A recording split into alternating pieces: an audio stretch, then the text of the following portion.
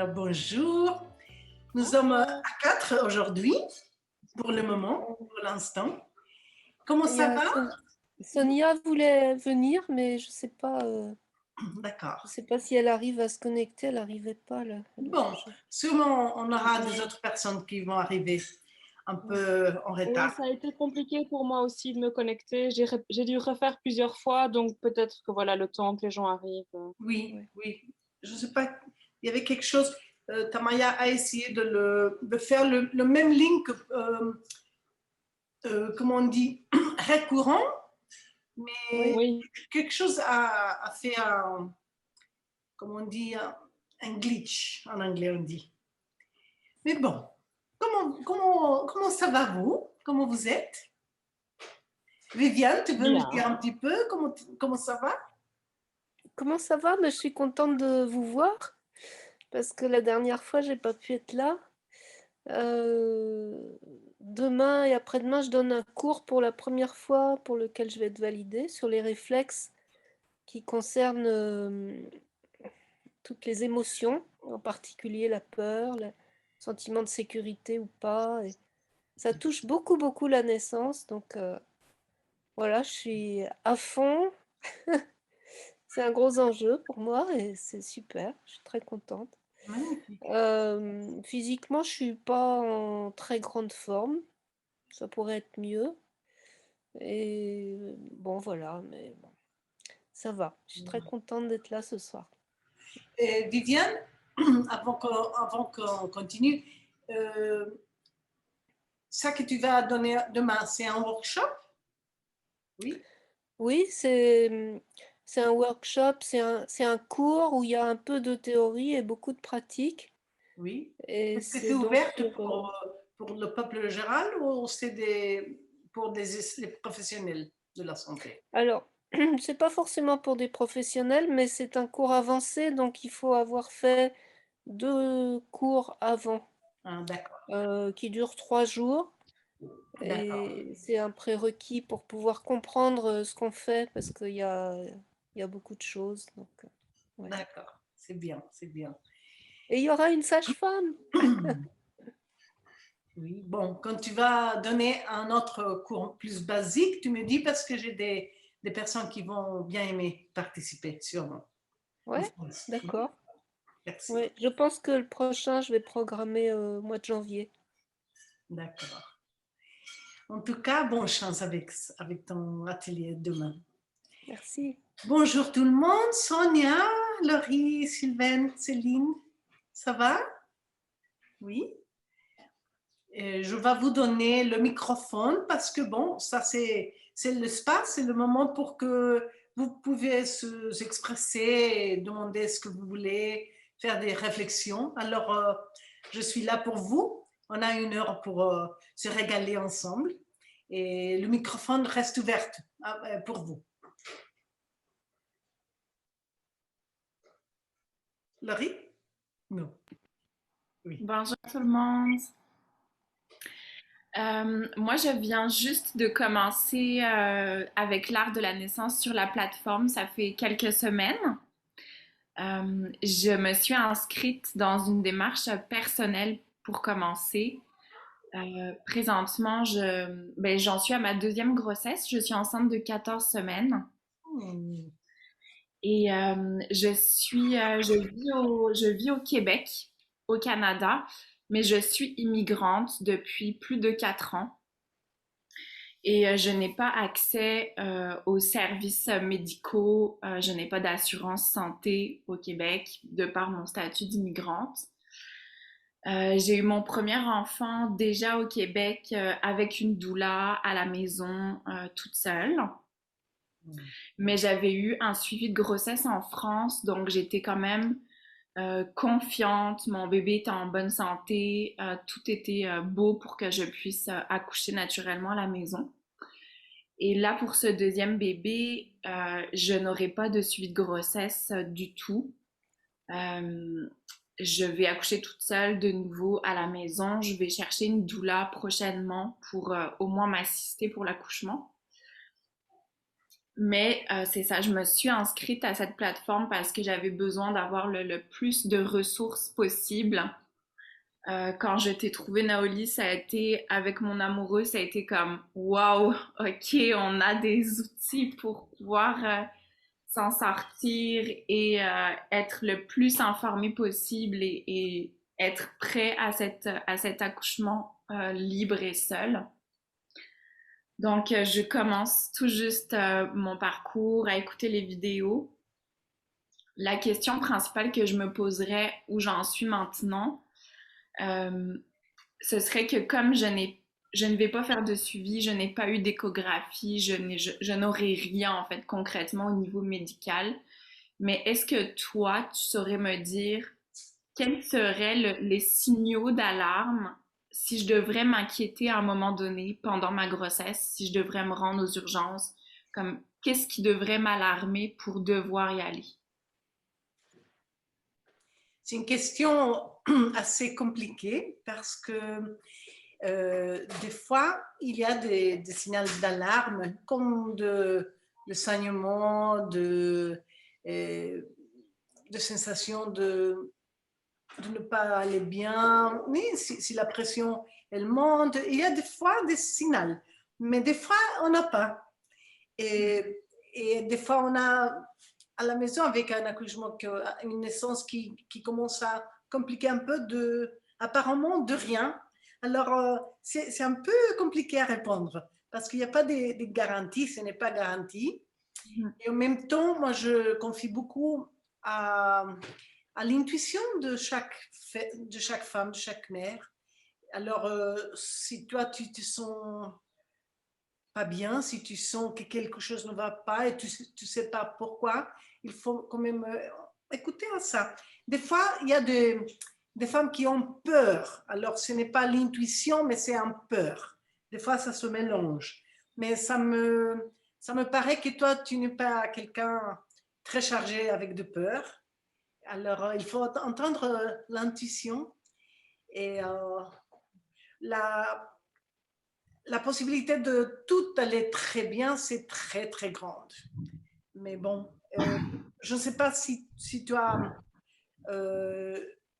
pas envie d'avoir une sage-femme ensemble parce que des fois, on peut trouver des sages-femmes très respectueuses qui peuvent être là sans rien faire, sans rien dire, seulement au cas de quelque chose qui tu peux avoir besoin pour le bébé. Parce qu'une doula n'est pas nécessairement préparée à résoudre une hémorragie ou donner une réanimation néonatale à un bébé qui ne respire pas, des choses comme ça. Une doula ne passe souvent la personne traîner à ça.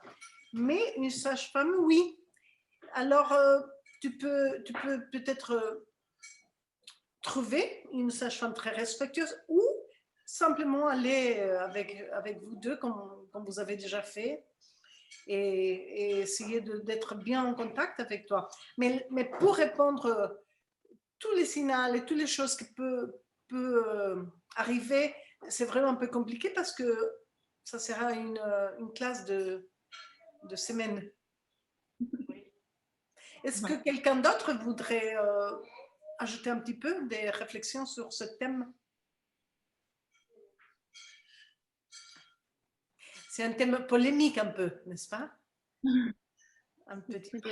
Mais si je peux préciser, quand tu me dis sage-femme, c'est que elles sont sous la gouverne du médical et quand on n'a pas d'assurance, c'est très dispendieux, c'est extrêmement cher et je n'ai pas les moyens de me payer un service de sage-femme parce que quand c'est remboursé au Québec, c'est gratuit puis les tarifs sont corrects. Mais quand on n'a pas du tout d'assurance, les tarifs sont comme multipliés par 3 ou 4. On est dans les 3 000, 4 000, 5 000 dollars. Et s'il y a un problème, c'est directement les urgences à l'hôpital. Puis là, on peut aller à 50 000 dollars directement. Donc, c'est très délicat parce que financièrement, je peux pas m'endetter toute ma vie aussi. Mais en même temps, c'est ça, je vis pas dans la peur parce que mon premier accouchement a été incroyable. J'avais une femme chamane avec moi qui m'a accompagnée, qui m'a aidée à donner naissance à ma fille. J'étais vraiment en confiance, donc je sais que je peux contacter cette puissance, cette force. En plus de ça, cette fois-ci, j'ai un amoureux parce que pour mon premier enfant, j'étais vraiment seule. Il n'y avait pas du tout de papa. Donc, je me sens quand même dans ma puissance, dans ma confiance. Mais oui, je ne serais pas naïve au point de ne pas me rendre aux urgences s'il y a un problème, c'est certain. Là. Mais c'est pour ça que j'ai pas accès aux sages-femmes non plus. D'accord. Je pense que je connais des sages-femmes à Québec et je vais voir. Peut-être vous pouvez faire une connexion là. Peut-être ça va pas être, ça va aller bien. Mais autrement, oui, c'est c'est incroyablement complexe hein, d'être dans une société qui n'a pas de service public pour la naissance et des appuis aux femmes. Oui, c'est assez incroyable. Quelle nationalité tu as, Laurie? Française. Française, d'accord. Oui. D'accord, mais c'est presque sûr que ça va tout aller très bien. Tu es déjà accouché une fois, tu as déjà donné la vie, tu as déjà connu ta puissance. Vraiment, c'est en tout cas la chance, c'est la plus grande que la nature, que la biologie, que la physiologie va avancer dans cette façon. Et je vais chercher pour voir si je peux t'envoyer quelqu'un, des contacts pour parler. Merci. Oui. Quelqu'un d'autre voudrait? Oui, Sylvain? Oui, je me disais aussi que je peux demander, j'ai une amie qui est sage-femme, donc moi je suis en France. J'ai une amie qui est sage-femme, qui a vécu longtemps au Brésil. Et au jour d'aujourd'hui, elle a arrêté son activité de sage-femme, mais elle continue de faire des accompagnements en fait. Donc, il y a aussi cette possibilité-là que tu trouves une sage-femme jeune ou ancienne retraitée et qui fasse des accompagnements. Elle fait aussi des accompagnements holistiques et elle organise même des espèces de suivi pour les parents avec une sage-femme aussi qui vient du Brésil. Donc, il y a tout un enseignement au cours de la grossesse qu'elle propose comme ça. Donc, peut-être qu'elle a des contacts. Donc, je peux lui demander et peut-être que toi aussi, tu peux tomber sur ce genre de ressources en plus, en plan B. Voilà quoi. Merci. Laurie, est-ce que tu veux mettre ton email ici en bas dans le chat?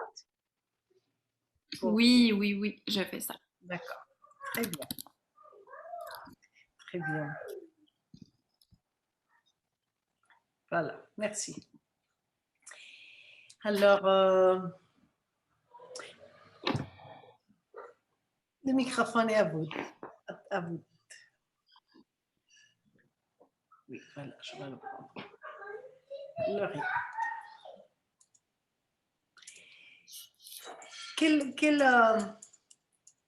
Quelle autre sorte de thème est-ce que vous voulez parler? Naoli, Oui? Naoli, Oui, je Sonia. voulais te remercier. La vidéo donc de l'homéopathie, elle est passionnante, du rituel également.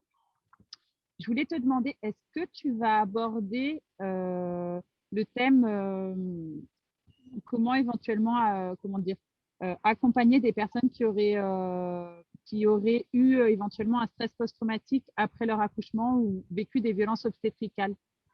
Est-ce que tu vas aborder ça, savoir comment accompagner ces personnes pendant la grossesse qui auraient peut-être des peurs ou Est-ce que tu as dit, Sonia, pour voir si j'ai bien compris, de personnes qui ont eu de la dépression postpartum, c'est ça que tu as dit? Oui, je Non. me rapproche un peu du Wi-Fi, qui auraient eu voilà, des stress post-traumatique, des violences obstétricales. J'ai vu dans l'homéopathie que tu as proposé, il y en a, je pense, qui peuvent aider du coup en cas de peur, en cas de de manque de confiance en soi pendant la grossesse, parce que ça, c'est des choses du coup qui, il y a des peurs qui ressortent, manque de confiance, etc., peur d'autres violences subies, etc. Donc, je pense que l'homéopathie peut aider. Ce que tu nous as partagé était magnifique. Est-ce qu'il y a d'autres choses éventuellement? Est-ce que toi, tu as prévu de faire un module spécifique là-dessus, en sachant qu'il y a beaucoup de personnes qui en subissent et du coup qui appréhendent une nouvelle grossesse? Bon, c'est une belle suggestion. Il y a tellement de thèmes que je dois prioriser, mais ça, c'est un thème que j'aime beaucoup. Comment on se met sur... comment on va, pas traiter, mais comment on va être en face de peur et qu'est-ce qu'on fait avec les peurs.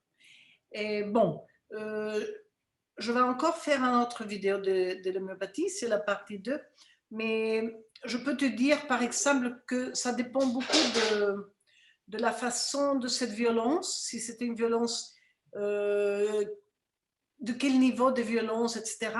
Mais je vais faire une annotation pour faire une vidéo sur ça, parce que je pense que c'est important. Il y a beaucoup de femmes qui souffrent de mémoire et des syndromes post-traumatiques, en vérité, pour des naissances. Parce que tu vois, il y a beaucoup de personnes du coup qui ne veulent pas une autre grossesse parce qu'elles ont peur de vivre à nouveau des violences.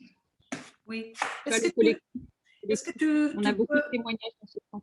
Est-ce que tu peux écrire le thème que tu voudrais? Tu le mets ici dans le chat et après je vais prendre toutes les idées et toutes les demandes de thèmes. Mais oui, bien sûr. Et je vais marquer aussi le nom du collectif où oui. On reçoit les témoignages. D'accord? Oui, exactement, oui. Ça me vient à la tête une homéopathie, parce que bon, une vidéo sur ça, ça va prendre et ça va toucher dans beaucoup plus que de l'homéopathie, parce que l'homéopathie c'est magnifique, mais aussi il y a des autres façons qu'on a pour toucher et les endroits où on garde les mémoires du corps et de l'âme. Alors, je pense que cette vidéo, ça va être bien intéressant. Surtout. C'est vrai. Oui, non, vas-y. C'est vrai que, bon, moi, j'en ai subi pendant mon premier accouchement. Et donc, je vois que pour se remettre de ça, donc il y a plein de manières donc, de parler, etc. Mais il y a aussi soigner le corps. Parce qu'il y a le traumatisme dans le corps. Et donc, il y a plein d'étapes différentes. Mais en fait, la peur peut-être qu'il y a, c'est que pendant l'accouchement où la personne est très ouverte, tu vois, ce trauma-là ressort en fait. Parce que le corps, parce que je pense qu'on perd une confiance, tu vois, on perd, je ne sais pas comment expliquer, il y a une peur très profonde en fait qui reste. Oui, on perd la confiance et on a une sensation de perte de l'autonomie aussi. Et ça s'active les réflexes de la défensive. Alors, il y a de l'adrénaline, on ne peut pas relâcher, on ne peut pas en profiter. Le lâcher-prise est difficile. Oui. Alors, ça va être bien. Si tu veux écrire là, moi, je vais faire une annotation aussi. Désolée de te rajouter un thème. Non, c'est bien. Mais ça intéressera beaucoup de monde. Oui, tout à fait. Oui.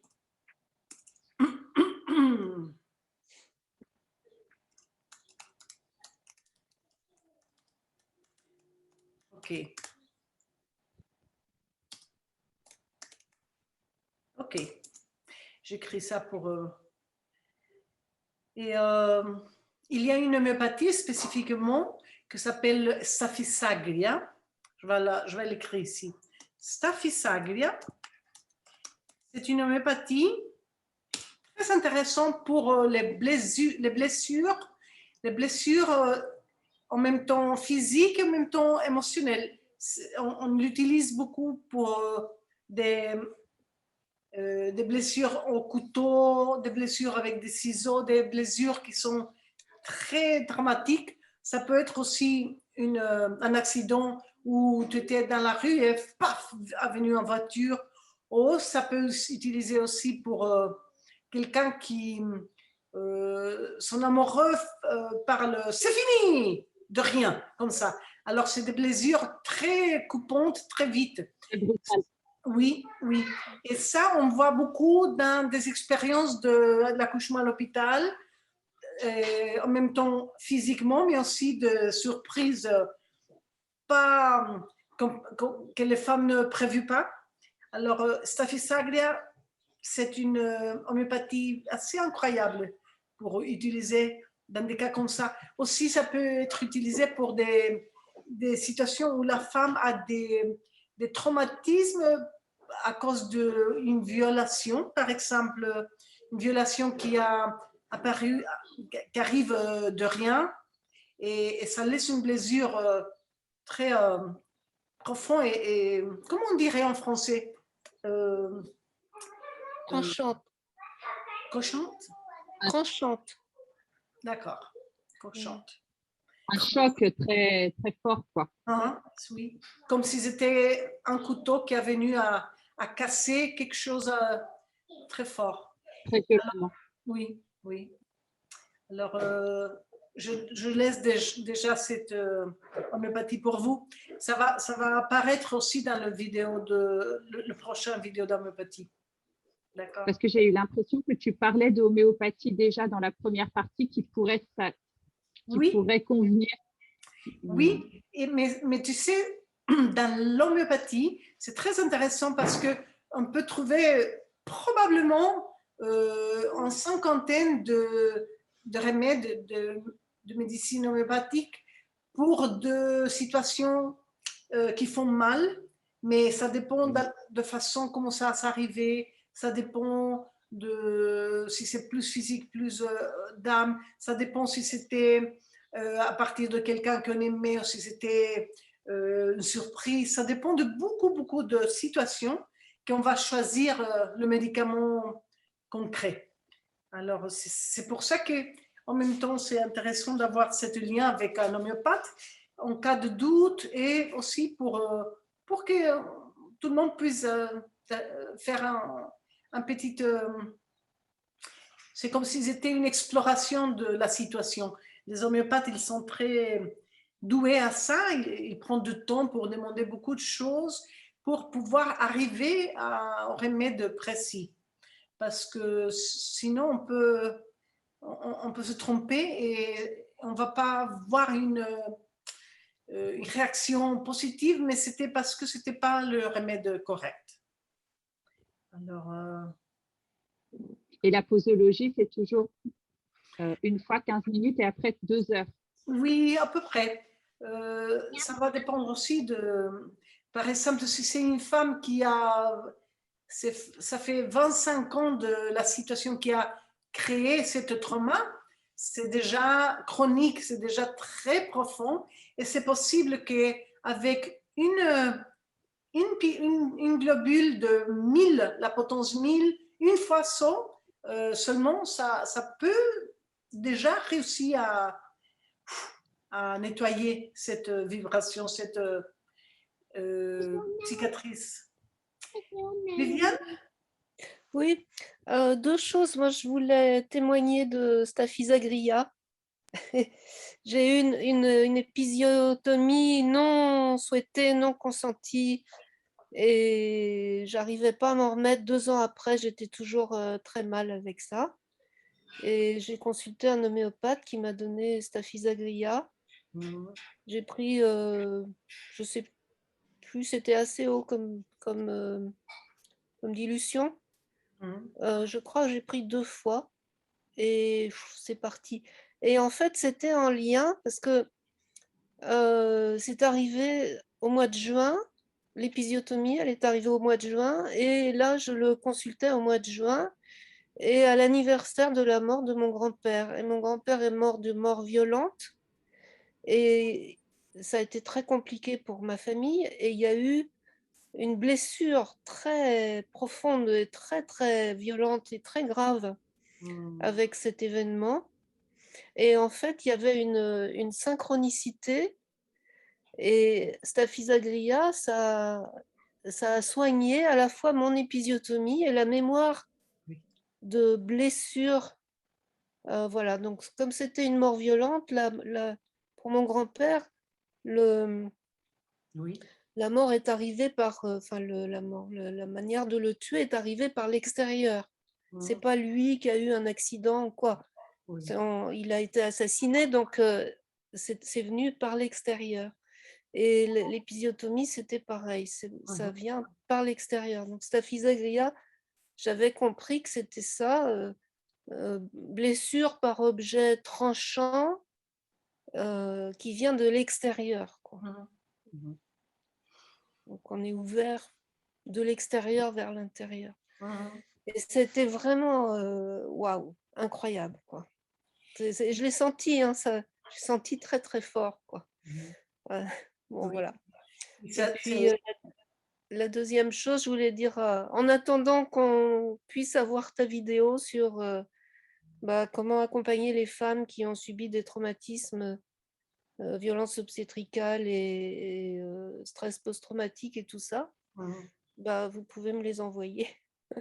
Parce que ça fait partie des choses que je fais aussi. Voilà, avec plusieurs approches. Mais je serais très intéressée d'avoir ce que tu peux nous offrir, Naoli. Oui. Et toi, Viviane, dans ton travail, peut-être tu peux nous dire deux petites idées, deux, trois petites idées de choses que tu ferais seulement pour partager un petit peu. Oui, alors ça dépend un peu de la personne et ça dépend comment, enfin, ça dépend vraiment des gens. Moi, je pratique plusieurs approches par rapport au traumatisme. Il y a une approche avec les réflexes, justement, tous les réflexes de défense qui, lors d'un traumatisme, se remettent en route et nous mettent dans une sorte de stress chronique. Donc ça, il s'agit de les désactiver et c'est une pratique corporelle douce, en lien aussi avec la parole, mais c'est quand même surtout corporel.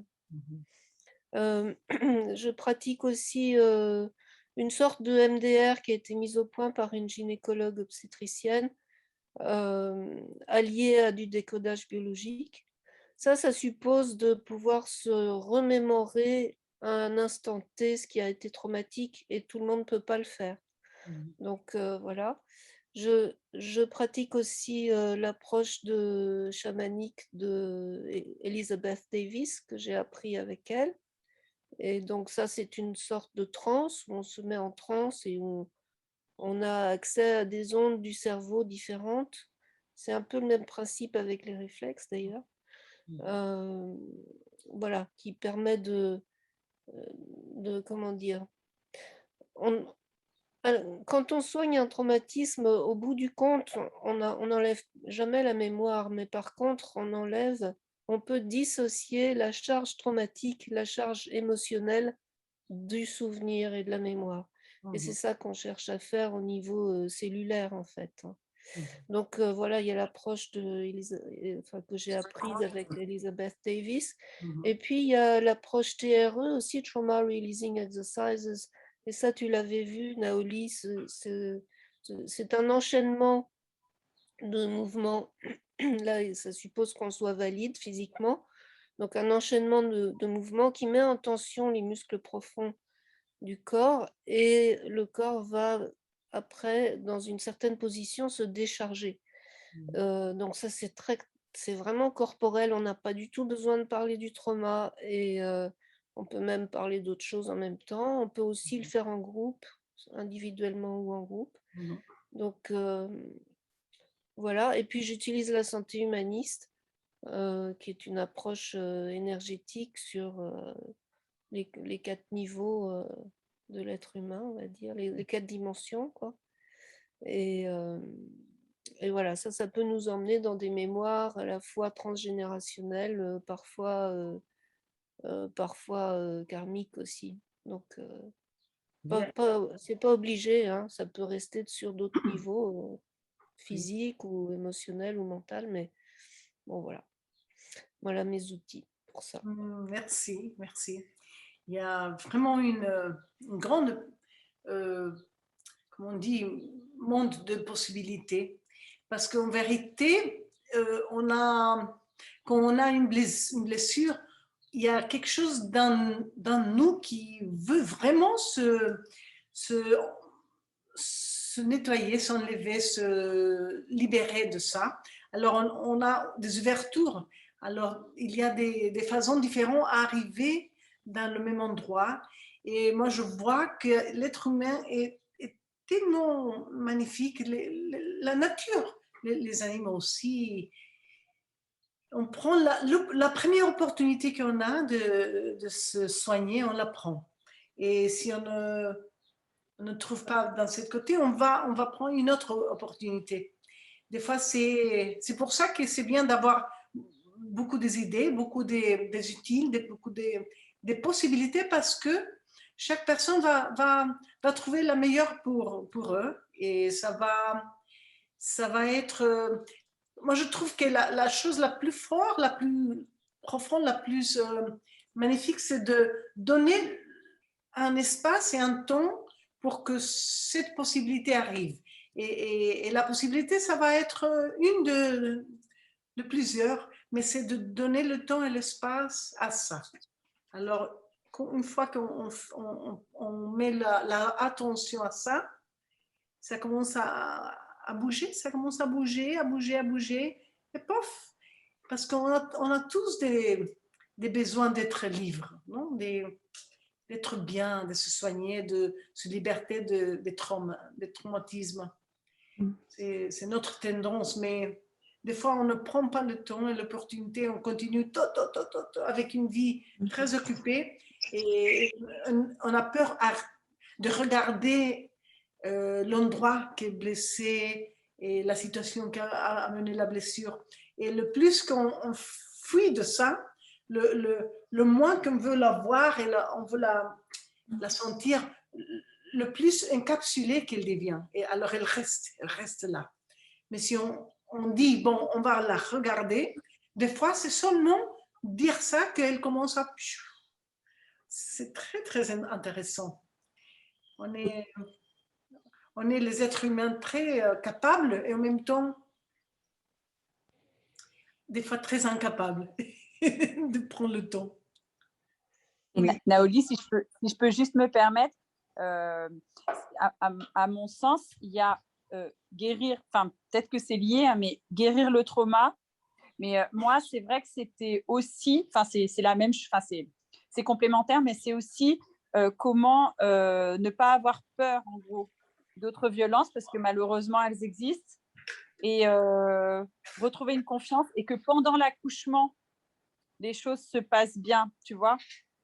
Parce que, bien sûr, il y a tout un travail à faire de travail avec des thérapies, etc., en amont. Mais j'ai l'impression que quand on guérit ce trauma-là, entre guillemets, parce qu'il ne se guérit jamais, comment est-ce qu'on fait pour pouvoir accompagner une femme qui aura ces peurs que ça se repasse éventuellement, tu vois, et du coup, qui n'a pas eu la sensation d'avoir accouché. Donc, du coup, un deuxième accouchement qui est finalement un premier. Je ne sais pas si je me fais bien comprendre. Oui, je comprends. Pendant l'accouchement aussi, mon idée, c'était pendant l'accouchement aussi. Oui. Ça me fait penser que vraiment, il y a tellement des implications. Par exemple, en France, vous avez de la santé publique et au Mexique, on a ça, mais comme elle n'est pas très bonne, beaucoup de gens cherchent avec qui ils vont aller pour se faire accompagner pour l'accouchement par la naissance de leur bébé. Et quand c'est nous qui cherchons la personne ou l'équipe qui va nous accompagner, on a plus de pouvoir. Ou comment à Laurie qui dit c'est avec moi. Mais quand on est dans la main de professionnels qu'on ne connaît pas. Alors, je peux comprendre que la peur, elle n'a pas la chance de se calmer parce que tu ne sais pas qui va être là pour te accueillir. Et dans mon travail, c'est très différent ce que je fais parce que je dirais, trouve en équipe une personne, une sage-femme avec qui tu as la confiance et avec qui tu peux partager les philosophies de la vie, de comment tu veux être accompagné. Et ça diminue la peur absolument, incroyablement. Ça reste encore, mais avec cette bout que ça reste, on peut travailler. Mais si on ne sait pas qui va être là et qu'est-ce qu'ils pensent et leur protocole et leur façon de travailler, c'est un peu difficile d'avoir la confiance de ces moments incroyables. Ça crée d'être dans la main de personnes qu'on ne connaît pas. Alors, moi, je vais vous rendre la question à vous qui habitent dans des pays où la plupart des gens vont se faire accompagner avec la santé publique. Mes deux nièces, Viviane, qui tu as accompagnées parmi leur processus de la grossesse et aussi l'accouchement, ils sont tous les deux choisis la santé publique, n'est-ce pas? Oui, oui. J'ai eu beau essayer, enfin bon, pour la première, c'était différent, mais pour la deuxième, j'ai vraiment donné toutes les infos, les moyens possibles et tout ça pour qu'elle fasse un choix différent. Mais c'était son choix et je pense que c'était le choix qui était bon pour elle. Oui, elle a beaucoup aimé. Elle est très reconnaissante de ton accompagnement. Elle est absolument ravie. Mais en même temps, est-ce que c'est la chance? Est-ce que si c'est une femme qui va avoir un accouchement plus lourd, plus lent, plus difficile ou complexe, est-ce que les professionnels qui sont là vont prendre bien soin d'elle ou pas? C'est comme si on jette une monnaie à l'air et on ne sait pas comment elle va tomber. Mais tu vois, bon, elle a choisi une maternité qui, pour moi, fait un peu du tape à l'œil. C'est-à-dire que en apparence, c'est très bien, mais si on creuse les renseignements que j'avais, ils n'étaient pas très bons. Et elle a quand même choisi cette maternité. Donc, c'était... Et moi, je respecte son choix, évidemment. Donc, elle avait une raison que personne ne connaissait, peut-être même pas elle-même, pour faire ce choix-là. Et ça a été pour elle le bon choix. Donc, c'est ça qui est important, c'est de faire le bon choix. Et après, il y a des belles histoires dans des maternités horribles, il y a des histoires horribles avec des conditions a priori très bonnes. Donc, c'est aussi l'histoire de... Il y a le contexte, hein, et en France, le contexte n'est pas bon, globalement. Mais il y a aussi le contexte de chaque personne et qu'est-ce qu'on vit et qu'est-ce qu'on a à vivre et qu'est-ce que ce qu'on vit va nous amener à dépasser, à comprendre et à vivre encore, quoi. En fait, moi, c'est un peu ça la leçon de vie pour moi, avec ma propre expérience d'ailleurs. Oui. Donc c'est très difficile, voilà. Bon, oui, elle a fait un choix que moi je n'aurais jamais fait et je ne l'aurais pas fait pour elle non plus. Mais ça a été le bon pour elle et elle était probablement bien alignée. Elle devait avoir des raisons qui étaient les siennes pour faire ce choix-là et pour elle, ça a été très bien. Donc voilà. C'est compliqué, hein, c'est complexe en fait. Hein. Quand est-ce que tu viens en France, Naoli? Je ne sais pas. Le Covid est encore partout ici au Brésil, tout le monde. On est encore comme on était au début de la pandémie. Tout le monde avec les masques. Nous, on ne mange pas au restaurant, on ne prend pas l'avion, on est un petit peu caché, on travaille. J'ai fait une rencontre avec 2 amis par la première fois depuis 1 an et demi, il y a quelques jours, parce qu'on est tous les 3 vaccinés et on a décidé qu'on était assez convaincus qu'on était bien. Mais ça fait 1 an et demi, alors je ne sais pas quand je vais commencer à voyager. J'ai envie, j'ai envie. Tu montes la mer, Anaoli. Seulement pour finir un petit peu le thème sur les expériences traumatiques, il y a un petit groupe des femmes de la plateforme de l'art de la naissance qui parlent espagnol. Alors j'ai envoyé un message à eux pour dire que je suis en train de faire une vidéo sur l'art de la suture, l'art de remettre à l'intégrité les yoni des femmes après la naissance, après l'accouchement. Et je lui ai demandé s'ils voulaient partager des photos de leur vagine pour la dernière partie de vidéo, pour les crédits, pour célébrer. Alors, eux, ils ont commencé à envoyer des photos, des vagines et des histoires.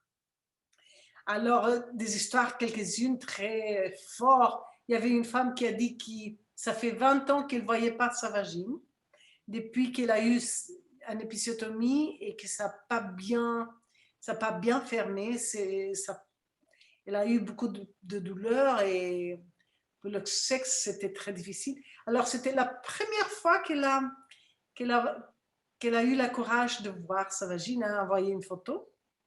Et je voulais vous laisser cette invitation aussi. Si vous voulez amener des photos de votre vagine, vous avez encore la chance d'apparaître dans la fin de prochaine vidéo.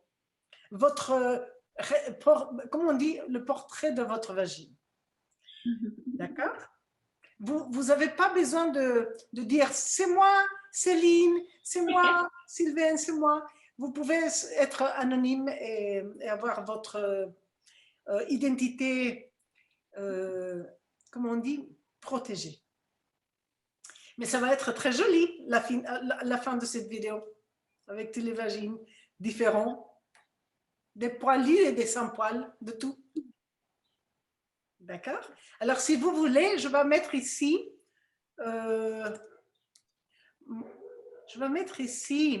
est-ce que vous préférez de les envoyer par WhatsApp ou par email? C'est pareil? Par email plutôt. D'accord. Alors, vous avez cet email pour les envoyer si vous voulez. C'est seulement une invitation ouverte, d'accord? Pour qu'on n'a pas seulement les vagines qui parlent espagnol, aussi des francophones.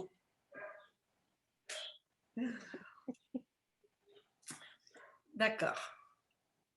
Moins compressé, oui. Oui, c'est vrai, c'est mieux.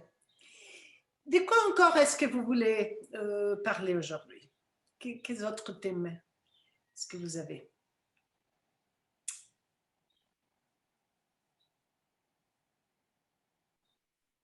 J'aurais eu une petite question sur l'échographie naturelle. C'est à partir de combien de mois est-ce que tu peux faire la palpation pour vraiment sentir et pouvoir dessiner le bébé? Bon, pour être sûr de la position, normalement à partir de 30 semaines, c'est très clair, c'est sûr, mais des fois, quand c'est une deuxième, troisième grossesse, que les muscles sont un peu plus mous, qu'on a la possibilité de sentir mieux, des fois on peut sentir à partir de 26 semaines, des fois. Et avant ça, moi, je fais des ultrasons naturels avec comment on dit, la licence poétique. On invente un peu la position, mais avec la taille correcte. Alors, peut-être la position, c'est livre, et surtout parce que le bébé, il bouge beaucoup avant. Hein? Alors, pour sentir la tête bien, et les fesses et le dos, sûrement à partir de 30 semaines. Tu peux essayer avant aussi. Maintenant, tu as 14 semaines? 13? Oui, 14. D'accord. Est-ce que, je suis un peu curieuse, est-ce que toi, si tu avais des copines sages-femmes autour de toi, est-ce que toi, tu aimerais avoir un accompagnement ou toi, tu trouves que tu n'as pas besoin et tu te sens bien et c'est bien? C'est une curiosité. Moi, je veux essayer de trouver une doula qui accepte de faire un accouchement où il n'y a pas de médecin. Parce que le problème au Québec, c'est que les sages-femmes, elles sont vraiment sous l'ordre des médecins. Donc, tu sais, c'est quand même tout médicalisé au niveau des outils qu'elles doivent avoir, au niveau de l'écoute du bébé pendant l'accouchement. Puis ça, je le veux pas du tout. D'accord. Et pendant la grossesse aussi, même chose? Tu sens pas tu n'as pas la curiosité de faire ça. Moi, je demande vraiment ouvertement parce que moi, je n'ai jamais vu un médecin quand j'étais enceinte aussi. C'était moi et mon mari, mais moi, j'étais déjà sage-femme, alors je ne peux pas savoir combien c'était ma côté sage-femme, combien c'était mon côté femme. Non, je ressens pas le besoin d'être avec une sage-femme, mais d'être accompagnée par des femmes qui ont l'expérience humaine de l'accompagnement de la femme pendant la maternité, oui. Mais moi, je suis thérapeute en médecine naturelle, donc j'ai comme vraiment plus du tout le goût d'être dans le médical. Oui, oui. D'accord, très bien, merci. Je vois que Sonia a mis, oui, la proposition. D'accord. Et qui encore voudrait faire des commentaires? Voilà. Et Laurie. OK. Est-ce que vous avez des photos peut-être, à vous, peut-être Viviane, je ne sais pas, de processus de l'épisiotomie que tu as eu avant, tout à fait après l'accouchement et après les jours après? Parce que moi, les vidéos que je fais, je mets des photos de tout le processus de comment ils sont soignés. Mais aussi, je n'ai pas des cas où ça se montre horrible. Pour dire horrible, ça veut dire pas bien fait ou pas bien soigné. Parce que bon, normalement, c'est le travail que je fais et je fais beaucoup de l'attention. Mais peut-être ça sert à bien de montrer des cas qui ne sont pas très bien réussis ou qui ont eu un processus très, comment on dit, painful, comment on dit? Très douloureux. Douloureux. Oui. Douloureux. Oui. Alors, si vous avez des photos, des choses comme ça, vous pouvez m'envoyer. Je suis encore à la fin de cette édition. Bah, écoute, moi je peux. Alors, les photos que j'ai, les seules photos que j'ai, parce que j'ai eu mon fils il y a 26 ans, donc bon, voilà. Donc, les seules photos que j'ai, c'est. Parce que l'épisiotomie, elle s'était très bien réparée, médicalement parlant, mais c'était toujours horriblement douloureux et ça n'allait pas, etc. Donc, voilà. Mais par contre, j'ai eu le point du mari. Donc, le point du mari, tu vois ce que c'est. Voilà. Et ça a été très pénible pendant des années. Et j'ai fini par, il n'y a pas longtemps, j'ai fini par décider de me faire réparer. Et donc, j'ai des photos du point du mari où on voit vraiment à quel point c'était serré. Oui. Et les photos après l'intervention. Donc ça, je peux t'envoyer. Je Ouais, veux voir, oui, donc oui. c'est aussi, tu vois, je suis ménopausée depuis longtemps. Enfin voilà, c'est pas un vagin jeune, mais voilà, C'est si tu magnifique, veux, je c'est peux magnifique. t'envoyer ça. Et tu as décidé de l'enlever et ça te donnait un, comment on dit, ça t'a soulagé? Oui, à plein de niveaux en fait. Euh, Physiquement, bien sûr, Oui. mais pas seulement. Je pense que c'est d'ailleurs incroyable qu'il m'ait fallu tout ce temps pour prendre la décision. J'ai été très mal conseillée par les médecins au début. Ils me disaient, mais si vous voulez avoir un deuxième enfant, attendez, parce que avec le deuxième accouchement, non, il faut juste pas, si ça va pas, il faut se faire réparer, point. Voilà. Et donc j'ai attendu, et puis après, bon, j'ai eu une vie sexuelle un peu décousue, on va dire, pas, pas très intense pendant des années, etc. Enfin, voilà, donc du coup, je m'en occupais pas vraiment. Mais je me rendais pas compte à quel point c'était que je m'occupais pas vraiment de moi. Parce que quand même, j'allais pas bien à cet endroit-là. Et donc, la réparation, ça a été de nouveau de chercher quel était le bon chirurgien pour moi. Ça n'a pas du tout été le premier qui a pignon sur rue, qui est très connu, qui est très soi-disant bien, machin et tout. En fait, j'ai dû là aussi me remettre en recherche et ça, c'est une étape très importante, je pense.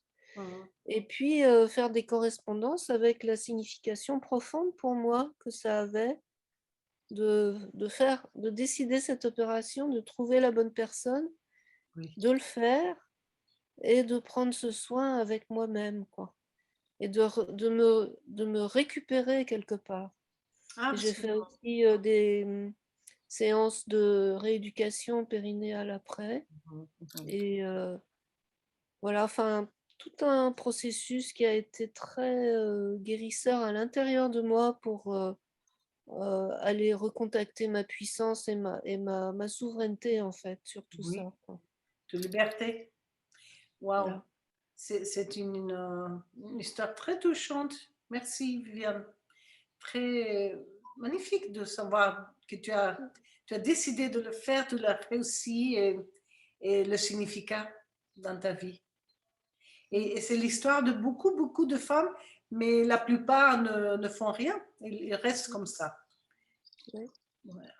Et la première étape de récupérer du traumatisme que ça a été pour moi de mettre au monde mon bébé, c'était 7 ans plus tard où je suis retournée voir la sage-femme et le médecin. J'ai pris rendez-vous avec chacun et je leur ai, comme on dit en français, craché ma valda. C'est-à-dire, je leur ai vraiment dit tout ce qui n'avait pas été, quoi. Et 7 ans plus tard, donc il est jamais trop tard. Évidemment, ça ne change pas l'histoire, mais c'est très important, si on arrive à le faire, de faire ça. Moi, j'ai eu de la chance parce qu'ils m'ont reçu. Il y a des femmes qui n'ont pas cette chance parce que, voilà, ça dépend des circonstances et tout ça. Mais c'est quand même une étape, je crois. Ça peut être une étape qui fait partie du processus et il ne faut pas se dire c'est trop tard. Il n'est jamais trop tard. Jamais. Voilà.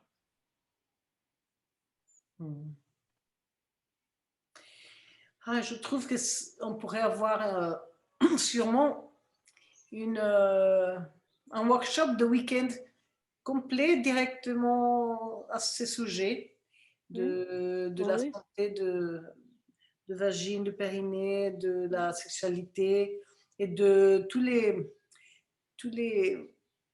points relationnés avec ça dans notre vie. C'est, on le laisse très caché comme elle est cachée dans l'événement. C'est toujours bien caché. C'est pour ça que je trouve que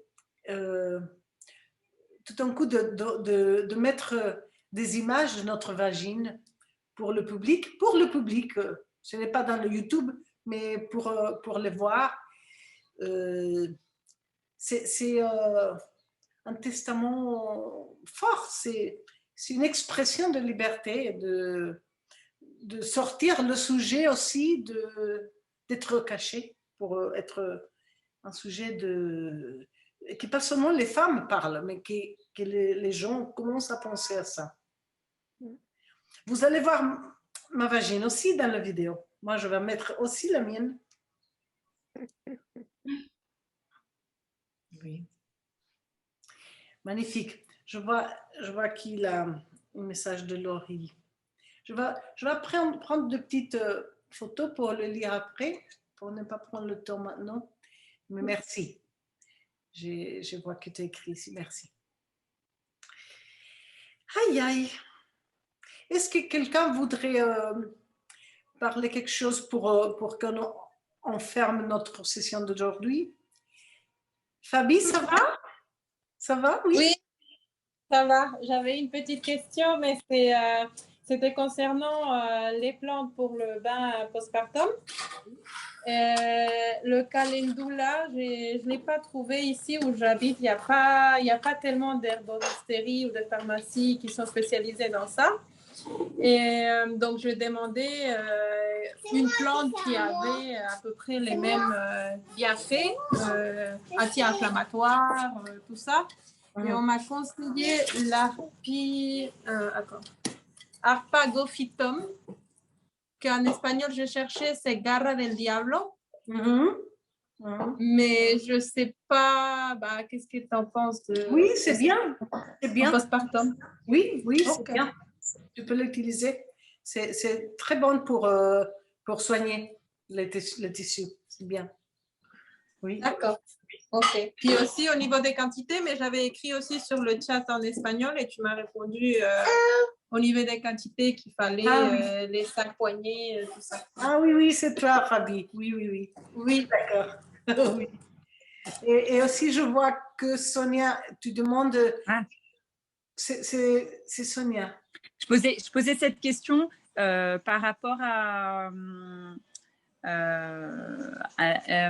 pardon, j'ai oublié le prénom, la personne qui est au Canada, qui parlait de suivi, tu sais, sans sage-femme. Je me demandais quel était en gros, s'il y avait un suivi minimum, tu vois, que tu recommandes ou si pas avoir de suivi du tout.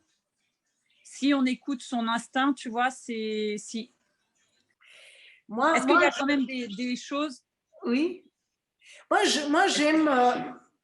j'aime que ça soit de toutes sortes de façons. Il y a des gens qui arrivent sans aucune, il y a des gens qui arrivent avec beaucoup, il y a des gens qui font de toutes sortes de façons. Et moi, j'aime que ça soit comme ça. Ça dépend de cas et ça dépend de ce que la femme veut. Normalement, bien sûr, il y a le protocole de faire 1 fois par mois et de 7 mois à 8 mois, on fait 2 fois par mois et le dernier mois, c'est 1 fois par semaine. Ça, c'est le protocole conventionnel. Mais moi, j'ai beaucoup de l'admiration aux femmes qui ont un contact très profond avec soi-même, qu'ils sont bien. Et moi, j'étais une de ces femmes. Comme j'avais dit, je ne sais pas si... Je savais déjà beaucoup sur la naissance. J'étais déjà sage-femme.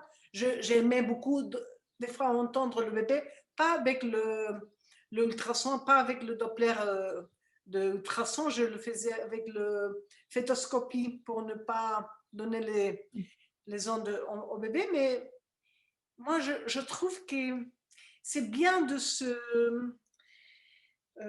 c'est quoi le mot? Aïe. Je ne peux pas penser à ces mots dans aucune langue, un peu. D'être aligné ou d'être en accord avec ce qu'on veut ou... Non, de se liberté de choses que notre culture dise que ça doit être comme ça. De se libérer. Oui, de se libérer. Il y a des autres mots encore plus grand pour des pays qui se S'affranchir. libèrent de colonistes. Comme on dit. S'affranchir. Oui. Je pense que c'est bien de s'affranchir de protocoles qui sont, en disant, qu'ils ne regardent pas l'individuel et aussi qui ne donnent pas de crédit à la femme. Parce que la femme qui est enceinte, elle sent la plupart des fois. Il y a des femmes qui non, qui sont bien détachées, qui sont bien éloignées de soi-même. Il y a des femmes qui ne sont même pas conscientes qu'elles sont enceintes. Et ils commencent à accoucher, ils commencent le travail d'accouchement, ils n'imaginent pas qu'ils sont enceintes. Alors, il y a de tout. Mais c'est à cause de ça que j'aime que ça soit... par exemple, si une femme arrive chez moi et elle me dit « Ah, j'ai jamais rien fait », moi, je la respecte de la même façon que quelqu'un qui m'a dit qu'elle a commencé même avant de devenir enceinte. Je dis « D'accord, c'est bien. » Tu sais, pas de protocole exact. Mais des fois, si je vois que c'est quelqu'un qui le fait comme ça par une irresponsabilité, ça, je suis bien, je regarde bien à ça et des fois, je demande, non, il faut faire ça, pour voir si elle prend charge de soi-même. Par exemple, ça peut être symbolique, mais c'est symboliquement, ça me dit qu'elle est vraiment responsable de soi. Mais il y a des autres femmes qui ne font pas, mais ce n'est pas un manque de responsabilité. C'est une liberté, c'est une confiance, c'est une autre raison qu'elle a derrière ça. Oui. C'est facile de rentrer dans les règles. Ah, il faut que ça soit comme ça. Et ça me donne toujours un peu de... Ça, je sens comme si ça étouffe l'esprit de la expression de l'être unique, parce que nous sommes tous des êtres uniques. Alors, si on peut chacun faire un peu différent, si c'est l'expression de qui nous sommes, et surtout si c'est une expression avec de la force et de la santé, moi je la célèbre. Mais je ne sais pas si j'aime bien expliquer. On peut voir la même chose à cause d'une faiblesse, d'un détachement, et ça, ce n'est pas bien. Mais si ça vient à partir d'une force, d'une santé, moi, je la reconnais.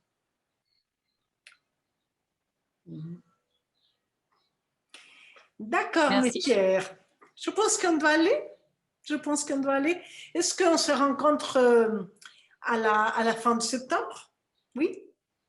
Mais j'aimerais bien voir votre portrait avant ça. D'accord? D'accord. Je vous embrasse très fort. Un bel week-end à tous et toutes. D'accord? Et à la prochaine fois. Merci, merci. Merci. Au revoir.